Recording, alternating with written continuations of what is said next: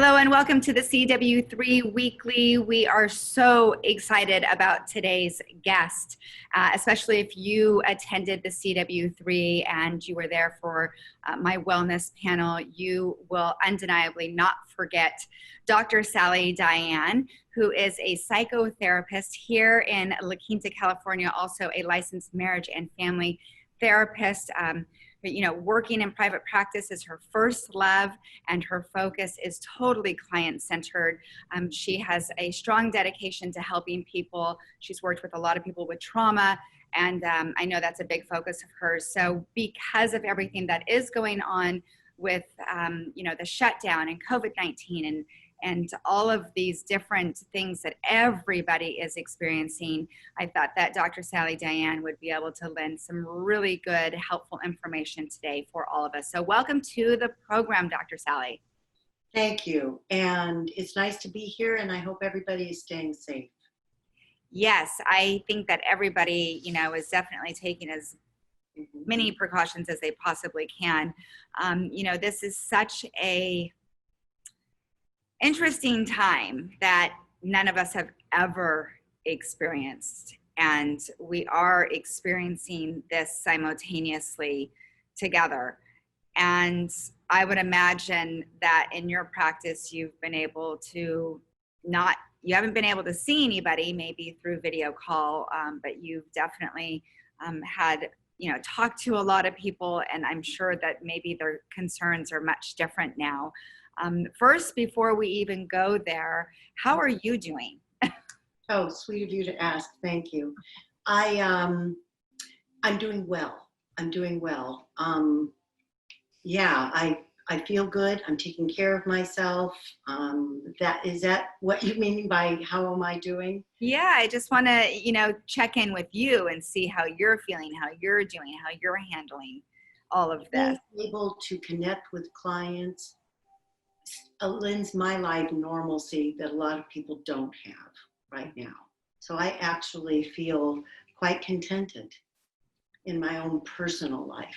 That's great. So we're going to need some tips and tools on how you're being able to do that and staying so calm during this storm that we're in. So having said that, I know that you're taking care of yourself and you really focus on self-care and nurturing.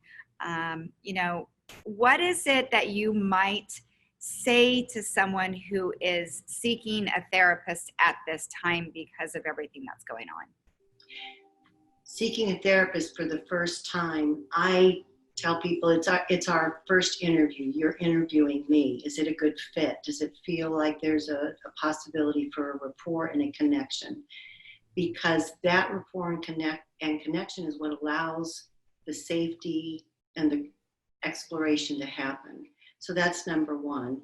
At this time, I don't know if in 2020 we still have stigma around people turning to therapy as a form of support and a place to get some unbiased and objective feedback that maybe concerns about family feedback wouldn't permit.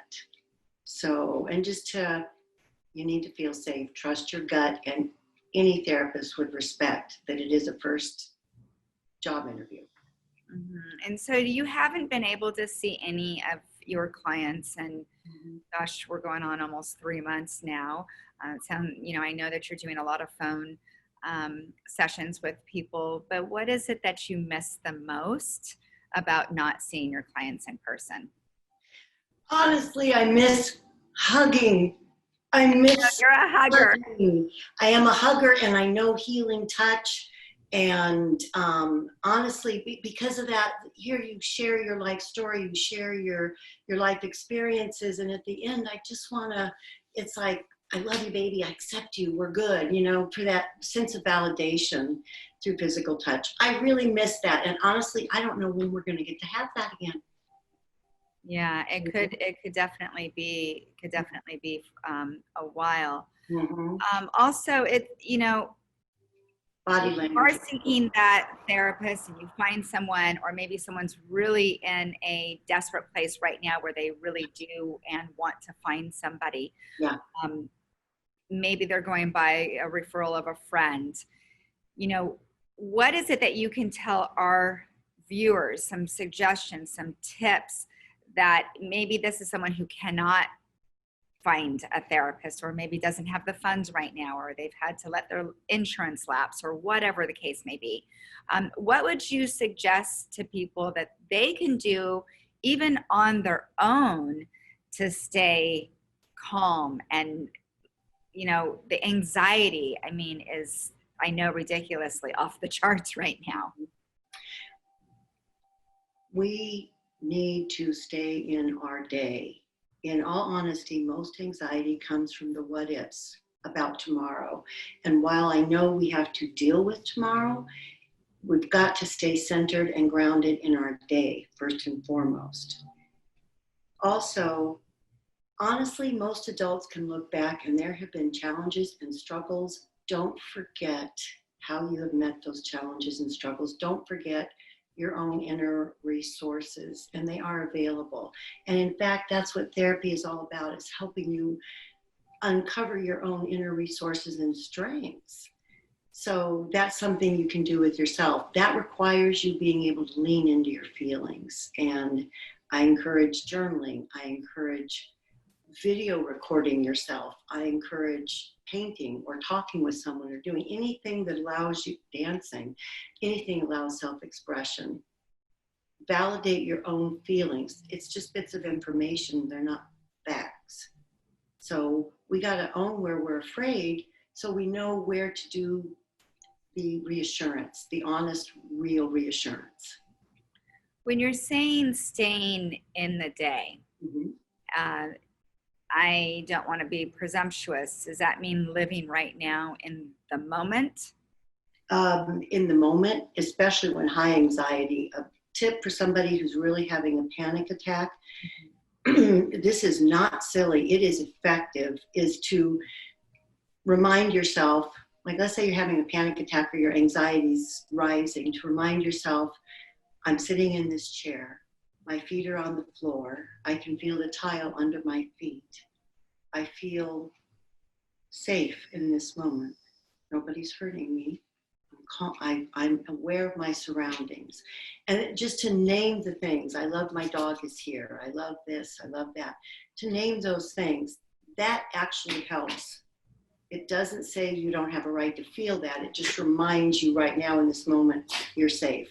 But beyond that, just the anxiety of every day with what we're going through, I encourage that we keep a schedule. You know, keep a schedule, it's your schedule, and to include in that schedule, this is a unique time. Most of us have this wonderful opportunity for slowing our lives down in a way we have not experienced ever. And quite frankly, and this is an interesting phenomenon, people who've experienced a great deal of depression throughout my practice over the years feel better during this time because people are slowing way down. It honestly seems to be one of the symptoms of depression is trying to match a lifestyle speed that isn't conducive to your own nature. So while this is hard on some people, other people are actually learning their own inner rhythm. Does that make sense? Yeah, and that's really helpful and valuable information. I know even for me personally, I'm a go, go, go, a doer, always have something going on. So this slowdown, it's actually a shock. It's shocking. And then when you've had to slow down for this long, I know that people go, well, now what? Now what do I do? So I think what you're saying about making a schedule can be really helpful to people to keeping them on track. I know that I've been able to keep somewhat of a schedule where I'm offering my yoga classes 4 days a week. I'm showing up for somebody else in need who is also looking to decrease their stress level and their anxiety. So I love that the schedule because it's holding you accountable to something. But at the same time, you know, it's letting go of that have to do all the time. I feel like I've found more things to do by being home so much than ever before. It's your nature to be very motivated and extremely busy. And I agree with you. This has been also an opportunity for you to slow down and reconnect with yourself. And I think for people who are highly productive, who are, let's face it, you're a mover and a shaker, woman. People like you, I think this is a blessed time. It's like God doing for you what you cannot do for yourself. And I think that speaks to a majority of the population.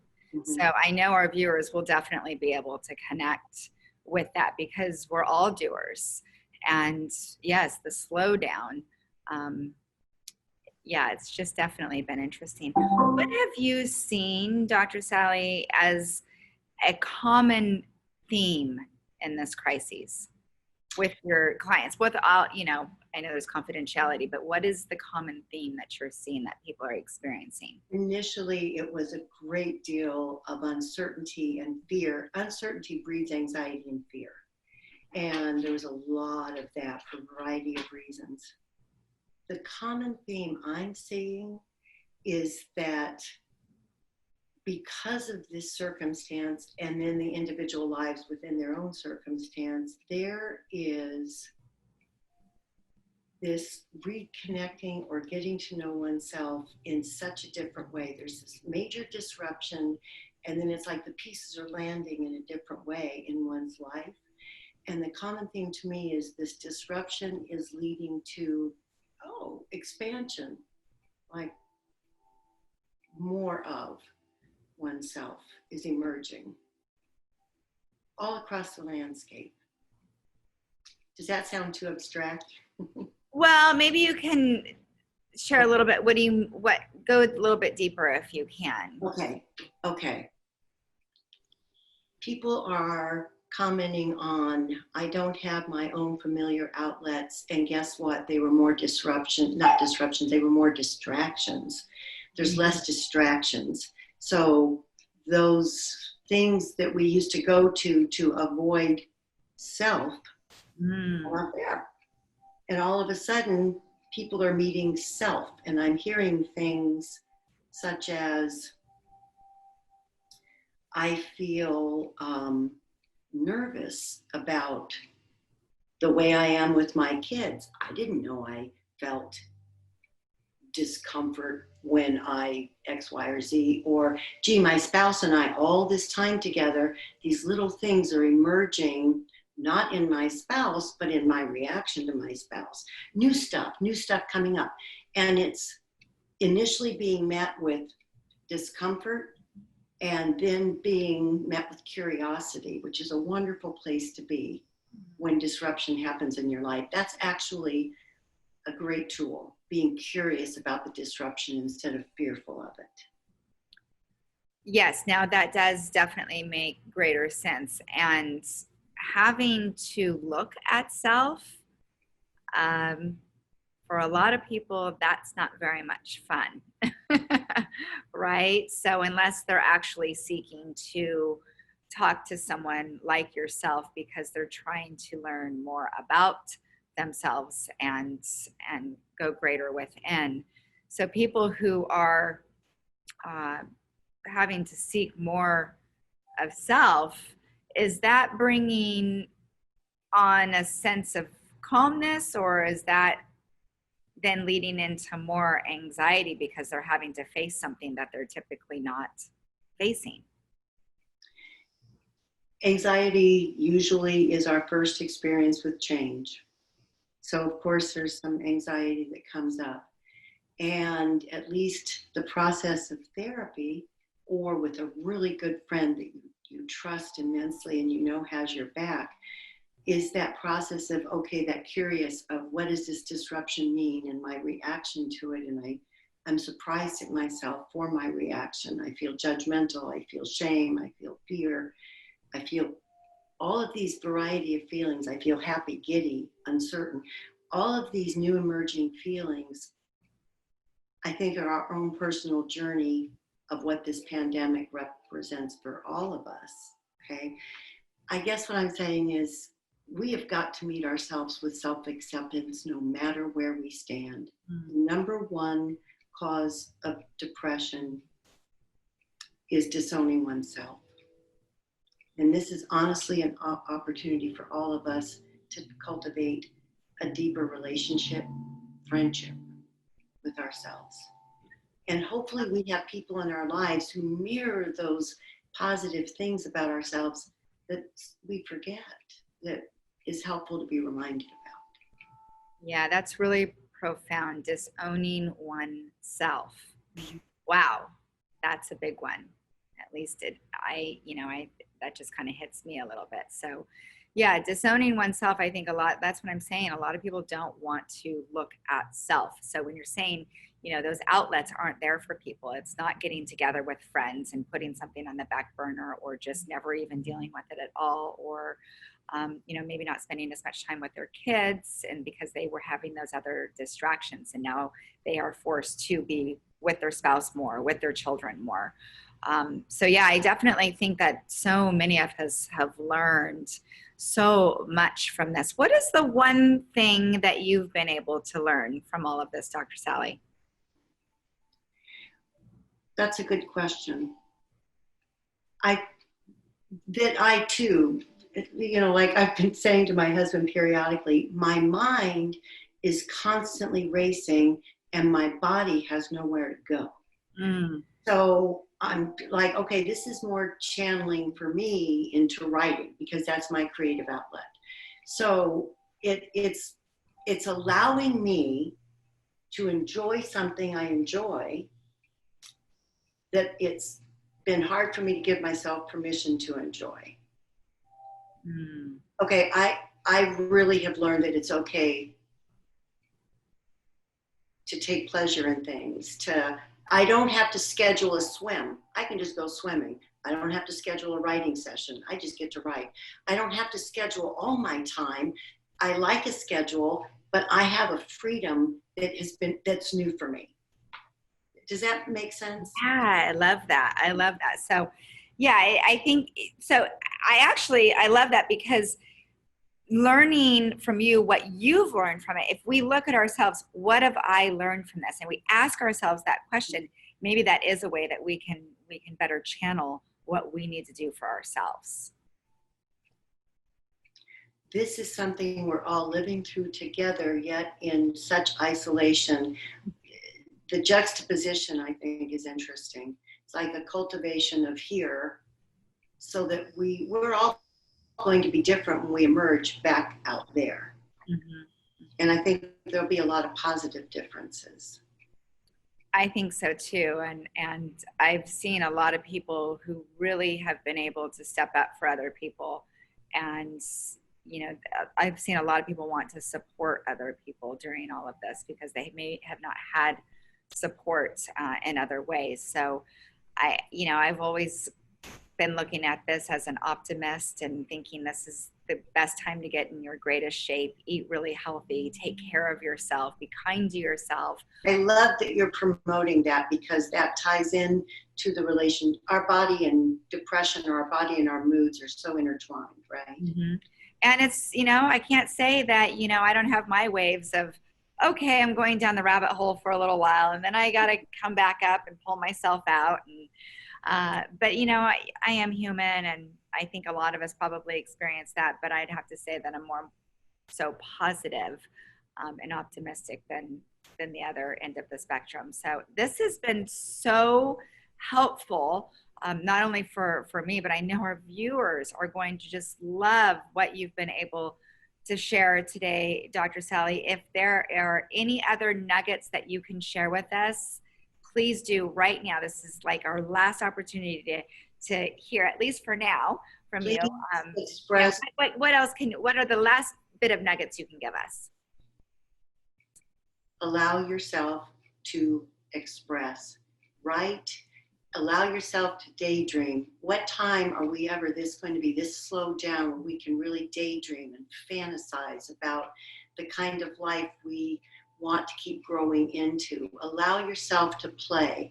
Carl Jung talked about through his creative play, which just evolved, his greatest works emerged. He learned more about his psyche and therefore how to open up the psyche of others through creative play and through creative self-expression. Now is the time to do that and to give yourself permission to do that. Don't run away from your feelings. Be curious about them. Let them be a part of learning about you. They're information, they're not facts. That's great. Great. Thank you so much again, Dr. Sally, for joining us today. We're very, very grateful for all of your insights and wisdom, and we hope that we can talk to you again, and we wish you all well with your family and your health, and have a wonderful rest of your day. Thank you. Take good care of yourself. It's wonderful to see you, if only on Zoom. I know. Have a great day. Being out there. Yeah. Bye. Bye-bye.